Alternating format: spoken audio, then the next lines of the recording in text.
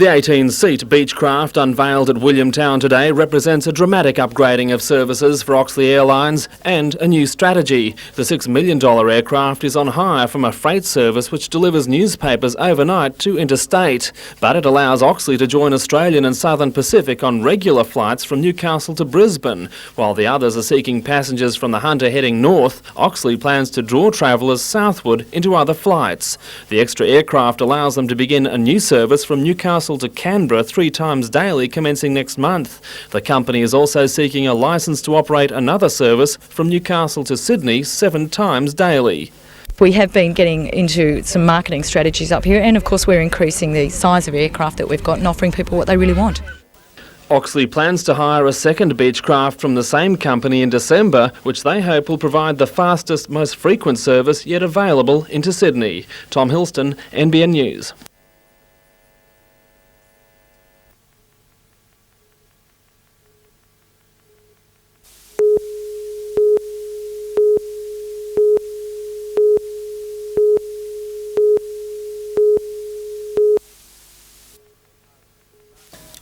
The Pacific Highway is fast becoming a highway of contrasts.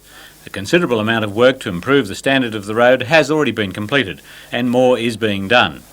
The danger, though, for drivers is that they fail to adjust from a wide dual-lane road like this to a section like this, just a few kilometres down the road. This is a section of highway south of Port Macquarie known as Sapling Creek. It's also known as one of the most unforgiving sections of the highway. The reason is obvious. Very large trees very close to the edge of the road. A simple mistake and it's a very sudden stop. The Sapling Creek section continues to be the scene of fatal and serious accidents, particularly in wet weather. There is a 90 km/h speed limit on the section, but Highway Patrol officers from nearby Port Macquarie say drivers are just not reading the road and are too impatient when caught behind slow-moving traffic. Not only is it critical not to make a mistake, you have to drive with enough safety margin to correct for anyone else's mistakes, because with the trees so close, there's not much room to take avoiding action. It is surprising how drivers seem to be able to put the unyielding nature of those trees out of their minds, even though they're less than a metre away. The awful consequences of impact with a tree should leave no doubt that the potential for serious injury or death grows right at the roadside through the Sapling Creek section. The narrow winding road is scheduled to be bypassed, but in the meantime it calls for extra care. Jim Sullivan, NBN News.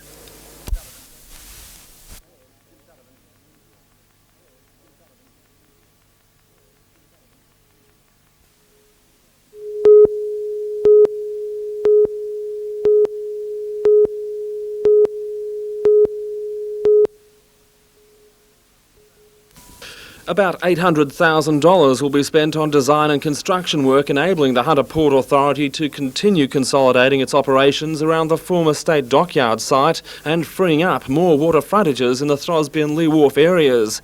Even more money will be spent on improvements to cargo handling and storage facilities. Work will also start on tree planting and environmental protection work on the Stockton foreshore.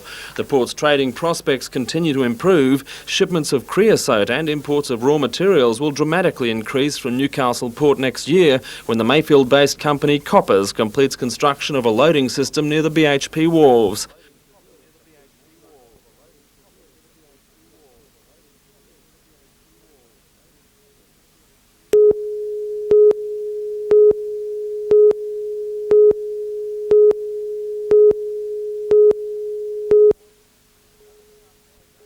It's been another tough year for the Falcons. With 1 game to go, they are 3rd off the bottom of the table.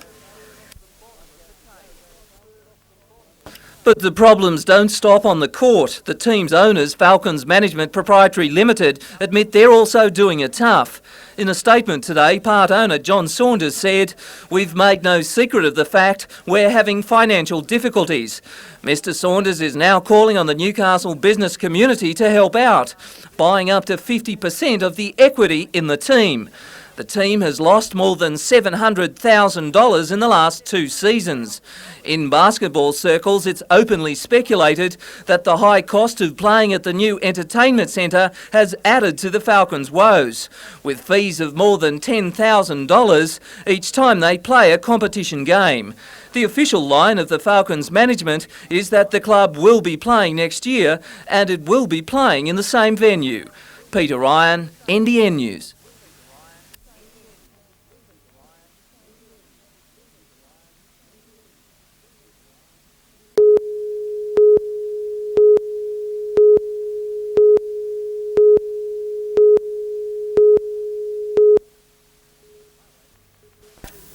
The highway from around Ballina to Murwillumbah has numerous sections like this, and even though there's no shortage of advisory speed and warning signs, drivers repeatedly lose control at locations like Tintinbar Hill. Essentially, there's nothing wrong with the road. The crashes appear to result from a lack of concentration or a lack of judgment. Sometimes the road can even appear to frighten drivers into accidents. Heavy braking coming into this narrow cutting near Wooyong has caused more than one crash. Senior Constable Grant Tuckwell is in charge of accident investigation in the Lismore area. A drive with him is a reminder of the need for caution as he points out accident site after accident site. Our main accident history here on this section of road is during wet weather. People are not driving according to the conditions. They're unfamiliar with the performance capabilities of their vehicle. They're uncertain as to speeds that they can go around these bends because they're not taking any notice of the speed advisory signs. Constable Tuckwell is regularly called to the Burringbar Range south of Murwillumbah. This area of road is a fairly notorious section of road for fatality accidents, particularly in the wet. It's not too bad here in the dry. It's recently been resurfaced, but in the wet it's very notorious. So essentially, when it rains, a driver on the highway, particularly say during holidays, needs to say Burringbar, warning, warning. Yes, the bells should ring as soon as they see the word Burringbar, and indeed, as in all sections of the Pacific Highway, that they must drive to the conditions. You may have a collision that occurs here and people are saying, well, the road was slippery. Well, okay, the road is slippery, but there might be up to 500, 600 or even 700 vehicles have gone around exactly the same bend under the same conditions, and they haven't run onto the wrong side of the road and had a head-on collision with the oncoming car. It's just one vehicle does it, and the car that does it is it's the driver that's driving too fast for the conditions. This could be a narrow country road anywhere in Australia, but in fact it is the Pacific Highway, just north of the Byron Bay turnoff, but there's similar sections everywhere. And the reason drivers get into trouble is that they fail to adjust to the limitations of sections of road like this.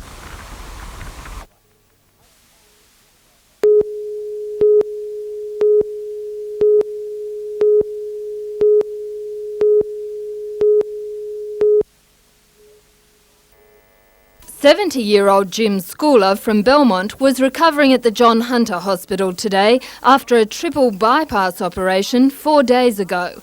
He's the first patient to undergo surgery at the new unit. He needed the operation after having suffered a heart attack earlier this year.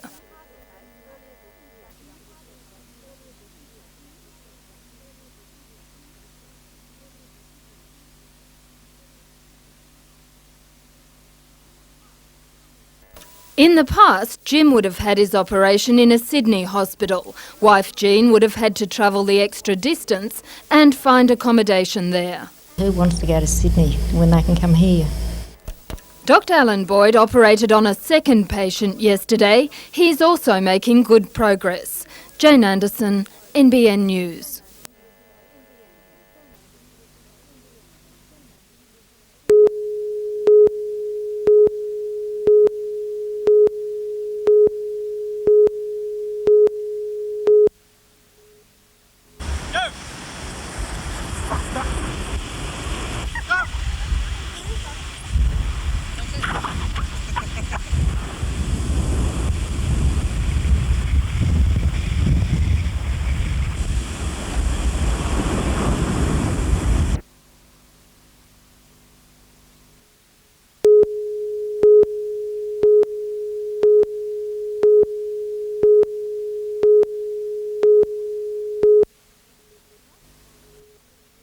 More than 100 children from Tingha Central School attended the camp. They took part in a number of outdoor activities. We go swimming, and today we went up to the gorge and saw all the waterfalls. However, the emphasis of this excursion was on Aboriginal culture and history. The camp took place on a site near the Severn River, which is part of Aboriginal tribal land. We had Murray Burns from the Land Council came to the opening of Aboriginal Week at Tingha on Monday, and she spoke to the children regarding the significance of the site. It's part of the dreaming track in traditional Aboriginal culture. On the menu, a traditional barbecue with a few witchetty grubs thrown in as well.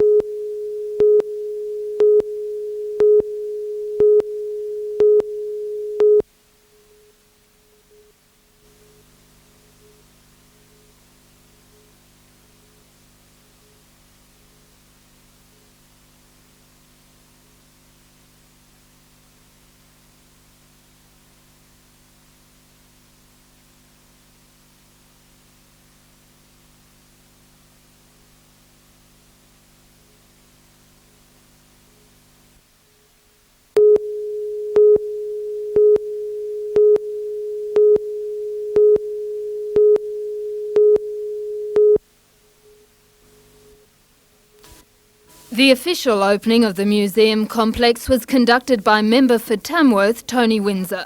Reg Wellborn from Uralla is a third-generation blacksmith. He showed how farriers of old made horseshoes. As well, there was a display of antique farm machinery. The complex was renovated with help from Rotarians and people involved with Skillshare. We think that the shed here, this big machinery shed, cost about $8,000 or $9,000. And that's excluding labour costs because the Rotarians did all that work. The Blacksmiths Complex is a working display of how things were done last century. The complex has been at the Walker site for about 30 years. We get visitors from all over the world, plus New South Wales and locals, and it's a very important historical collection.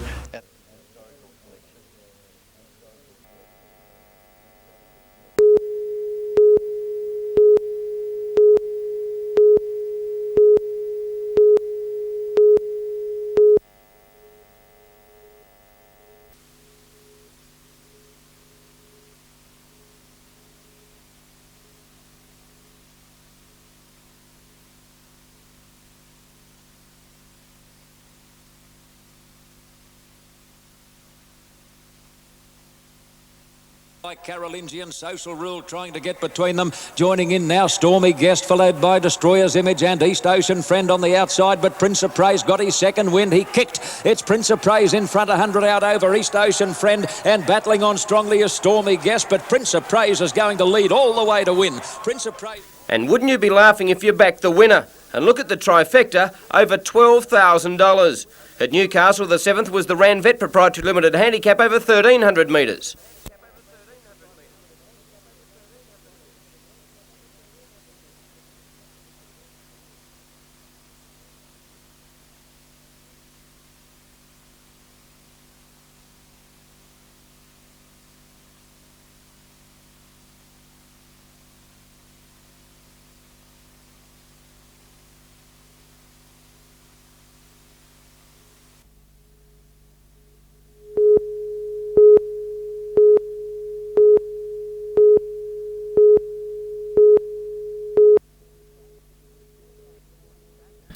The police-launched Stackpool was called out shortly before 10 this morning. The runabout was in trouble east of the wreck Cygna on Stockton Beach. Phil Harris and his friend had been out fishing for about 3 hours when their ordeal started. First up, we lost our anchor, and then the motor battery cut out, so we couldn't get going at all. For 30 minutes, the two men battled strong northwesterly winds, reaching 30 knots an hour.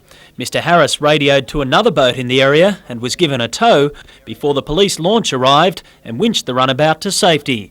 Matthew White, NBN News.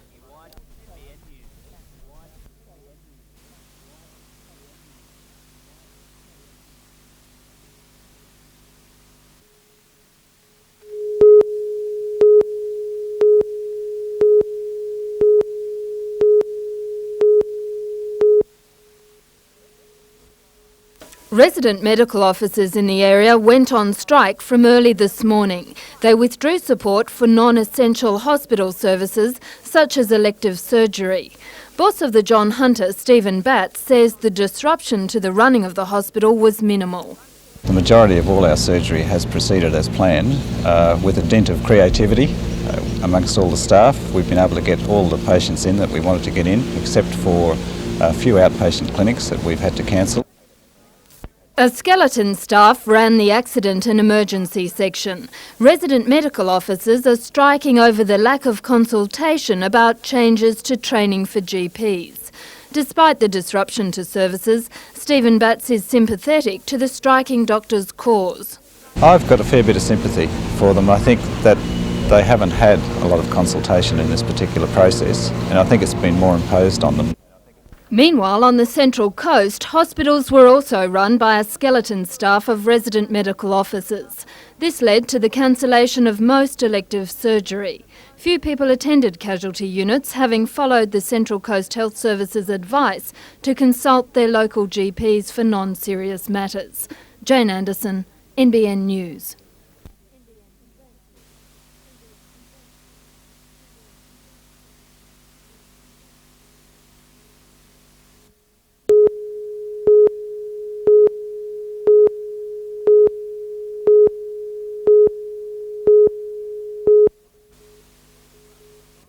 The semi-trailer was on its way from Sydney to a Newcastle warehouse with a full load of McWilliams sherries and ports. 4 kilometres south of Swansea, on one of the notorious S-bends, part of the load came loose and several cartons crashed off into the Armco railing. The Sydney-based driver said he slowed for the advised 40 km/h right-hand bend, but felt something move and heard a crash. Looking back, he realised what had happened, but had to travel on another 100 metres before the road widened enough for him to stop his rig safely. Swansea Fire Brigade hosed and swept enough of the glass off the road to let some traffic through before an RTA gang could tidy up the mess completely.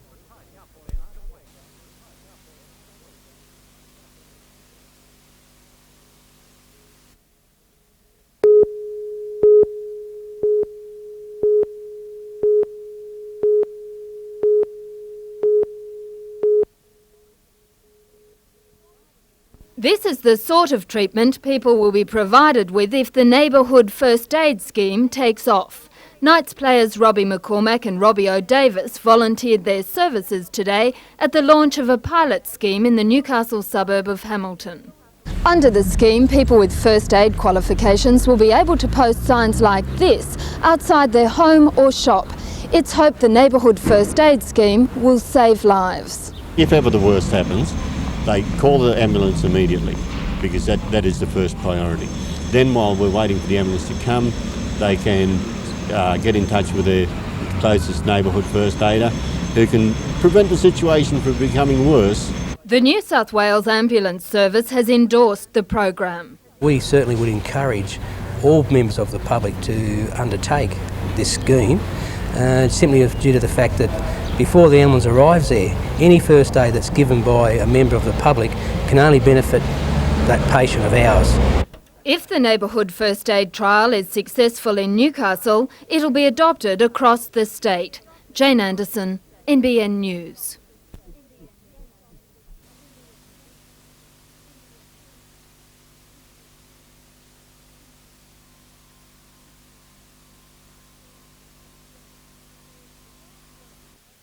Charles Jones is a stalwart at Cardiff Workers Club. He's been in senior management positions for 14 years, the last 8 of those as general manager. On Friday, he retires.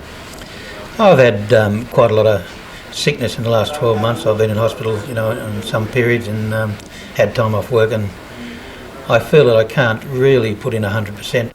The stress of bailing the club out of its financial woes influencing his decision. Last year the club lost money. Exactly how much, Mr Jones wouldn't reveal.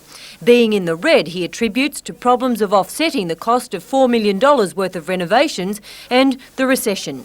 But in recent months, on the advice of consultants, the club has undergone major restructuring. There have been 3 managers made redundant, which was very unfortunate, and some cuts in hours to all the rest of the staff. As a result, he believes the club will soon be back in the black. While Cardiff appears to be sorting out its troubles, the Newcastle Workers Club is about to launch its own campaign to control a staffing blowout. The situation claimed the job of its general manager Wayne Dean last week, and in the immediate future almost 150 jobs are to be cut, beginning with casual employees. Catherine Lamond, NBN News.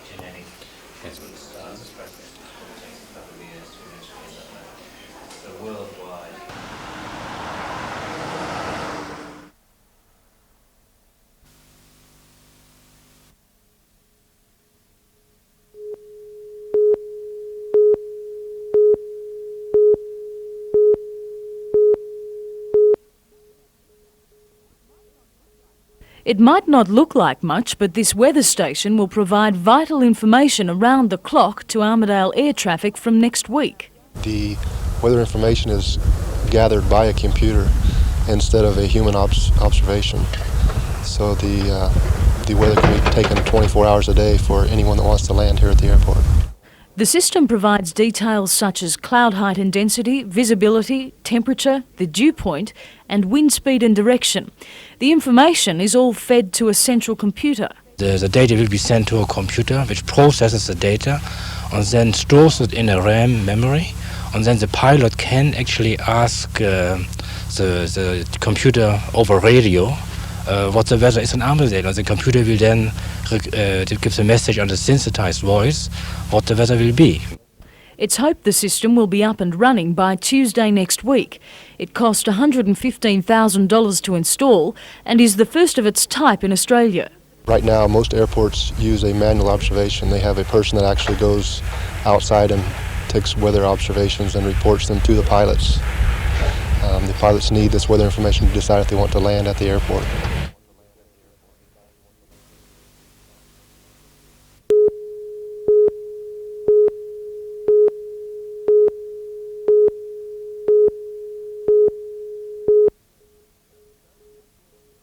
Dozier scrawled his moniker on a contract just before he boarded a plane for America, making him the first Falcon to be re-signed for 93. But Terry wants a stint in the world's premier basketball league. Last week he said an NBA contract would be the only thing which would keep him away from Australia. It's a rare thing that they look for players in Australia. One Falcon official has gone as far to say he thinks Terry would rather stay in Newcastle. His signing means coach Tom Wiseman can now start building his team for next year. Dozier averaged almost 23 points a match. He's also in the running as the league's best defensive player. He should know whether or not he has an NBA contract by November 6th.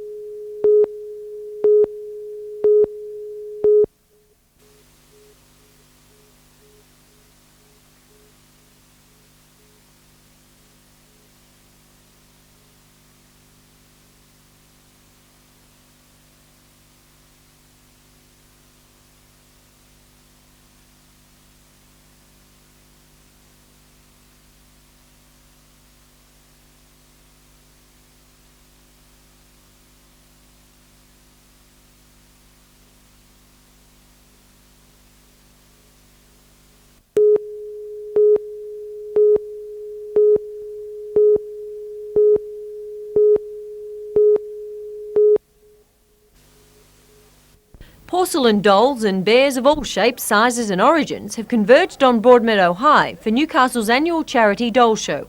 Entries have been received from throughout the state, and this year's judges say the standard is very high. The aim is to make the doll look as lifelike as possible, from the clothes right through to the eyes, which come in painted, set or what's called flirting versions. The show will be open to the public tomorrow, with all proceeds going to the Smith family. and To Craft of a Different Kind, an exhibition titled Living in Glass Houses and Throwing Stones, opened in Newcastle last night. The display is the combination of works by 21 local and Sydney painters, sculptors and printmakers. Catherine Lamond, NBN News.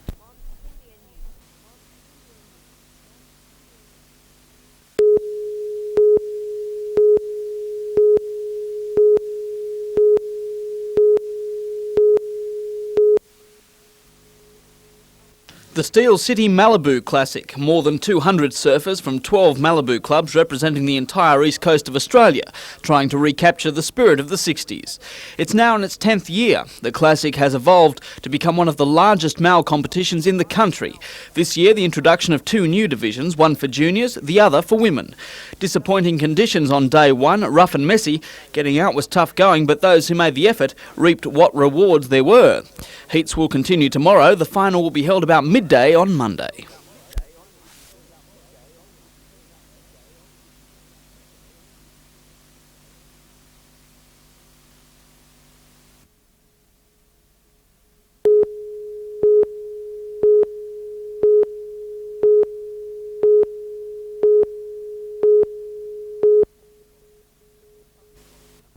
Thunderbolt Country, an area known as Devil's Pinch.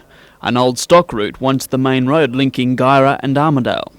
An excellent haunt for a bushranger. This cave wasn't exactly home sweet home, but it made a great lookout for Thunderbolt back in the days when he terrorised travellers. Richard Bird owns the property next door. Over the years he's seen an increasing number of inquisitive passers-by, and he reckons it's time tourism came to Thunderbolt Country. Something pretty basic. I don't think it's a terrific tourist potential, but it is certainly something. There's a lot of natural beauty here as well as a historical beauty, and it's a matter of making facilities here for people to stop a while. Richard has already written to Dumeric Shire Council.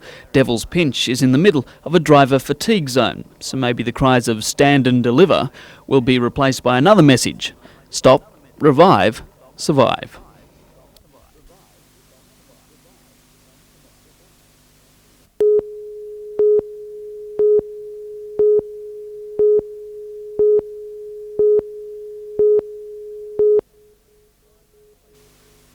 Police are urging drivers to take extra care when travelling along the coast's roads this weekend. 4 people are in Grafton Base Hospital after a head-on collision on the Pacific Highway 5 kilometres south of Grafton this morning. Police say the driver of a northbound Commodore failed to negotiate a bend, veered onto the wrong side of the road into the path of a Nissan minibus. The drivers of the sedan and minibus were both trapped in their vehicles for a short time before emergency services could reach them. Meanwhile, yesterday afternoon, police were called to 2 crashes in the Nabiac area in the space of an hour. The first at around 5 o'clock, when the driver of a car lost control on a dirt road and collided head-on with a tree. The 2 passengers were transferred to Newcastle's John Hunter Hospital with suspected head injuries.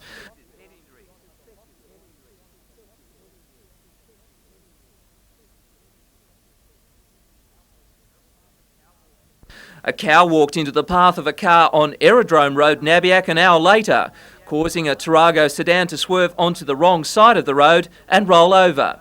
No one was injured.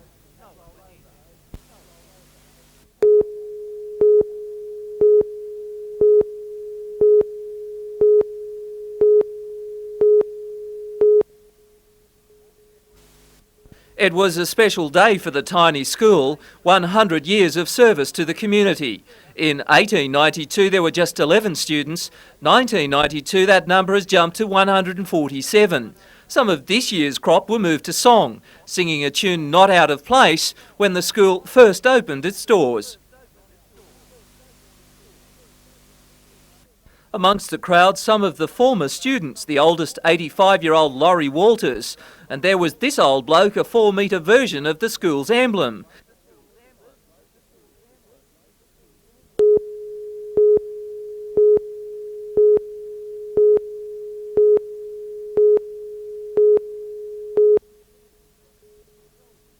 Sawtell was just a fishing village. It had a footy club and a fishing club, and most people were members of both. The Surf Club was born when lifesavers got sick of walking the 5 miles from Coffs Harbour to do the Sawtell patrols. This weekend, more than 100 people came back to celebrate 60 years of camaraderie. They've come from Sydney, Wagga, Queensland, and according to Bill Singleton, the reason's simple. It's a very special club because it's a small club in terms of most surf clubs. And the memories, of course, are the friendships. And when you have a small club, everybody is friendly. 3 foundation members, Alan Nugget Hobbs, Jimmy Cobain and Colin Bradley, came back, the yellowing photos and articles giving faded memories a prod.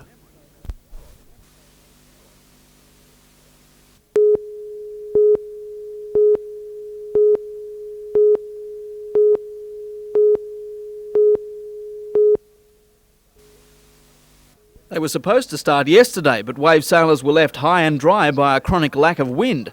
Today started off no better. Park Beach looked bleak, but when the wind finally did pick up, the 60 competitors wasted no time. 3 divisions being contested, juniors, open and masters for the over 30s.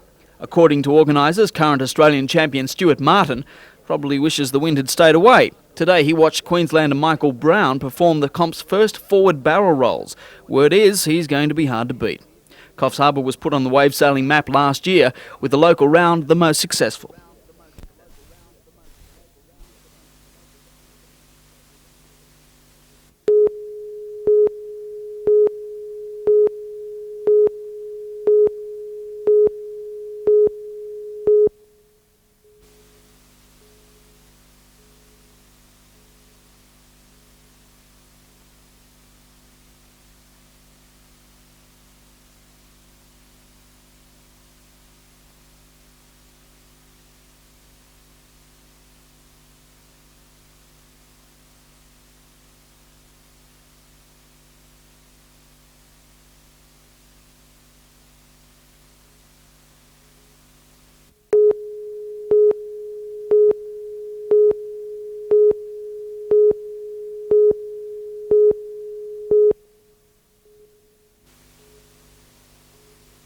You could have been in the old Dart. 95 Edwardian roadsters trundling along a pristine postcard landscape. They call it the Hub Rally, and it involves car buffs from Sydney, the Hunter and the North Coast. A brief stop today was a chance to cast an appraising eye over a fellow buff's banger and maybe impress. These cars are not as fast as perhaps the hood ornaments would suggest, but speed isn't essential on this rally. And we're having a ball. Austins, Daimlers, Dodgers, they all lined up alongside some two-wheel anachronisms. The time and money channelled into restoring these cars is obvious. Rally director Don Hewitt. It's great to see that people still take the time and trouble to restore cars and remind us of the history of the era of the motor car, so important to us in our transport these days. Anthony Griffiths, NBN News.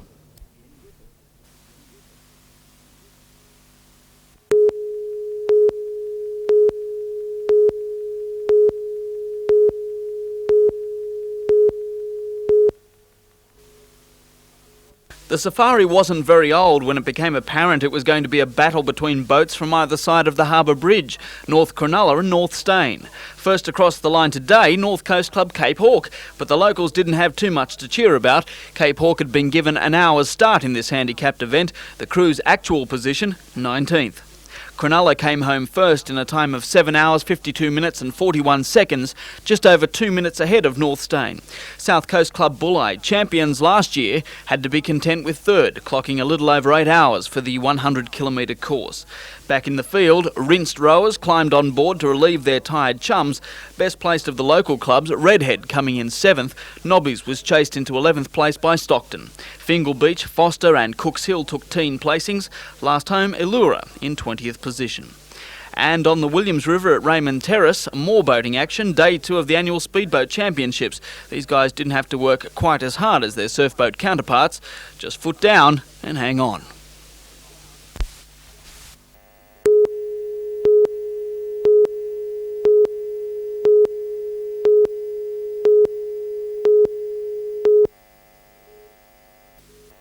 Units from Newcastle, Charlestown and Wallsend converged on the centre. At first it was thought the man had opened fire at the nearby Heaton Birmingham Gardens Bowling Club. Although he was carrying a gun, the attacker didn't fire it, bashing his victims instead. Police say the man had been drinking at the club for about half an hour.